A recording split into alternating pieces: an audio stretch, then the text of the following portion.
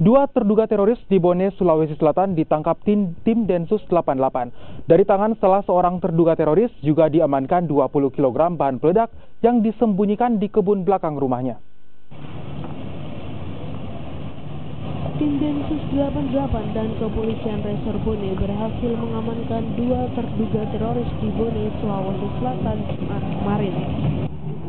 Keduanya masing-masing Budiman dan Yadi, warga desa Liliriatang, Kecamatan Amalik, Kabupaten Bone, Sulawesi Selatan. Kapolres Bone AKBP Kadarislam mengatakan, penangkapan kedua terduga teroris ini merupakan pengembangan kasus jaringan teroris yang sebelumnya telah diamankan tim Densus 88 beberapa waktu lalu. Kedua jaringan teroris yang tertangkap juga merupakan jaringan lama yang kembali terendus tim Densus 88.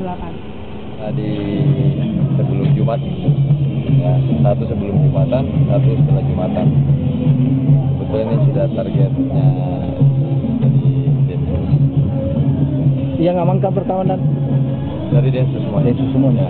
Cuma tadi kita backup saja karena ada bahan bom, kimia bom NCT seberat 20 kilo dalam jerigen yang 25.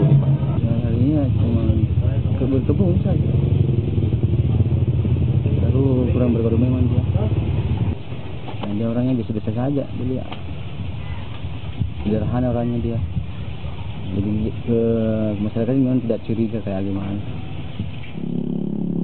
Sementara warga sekitar tempat tinggal kedua terduga teroris ini tidak menyangka bahwa jika keduanya terlibat jaringan teroris.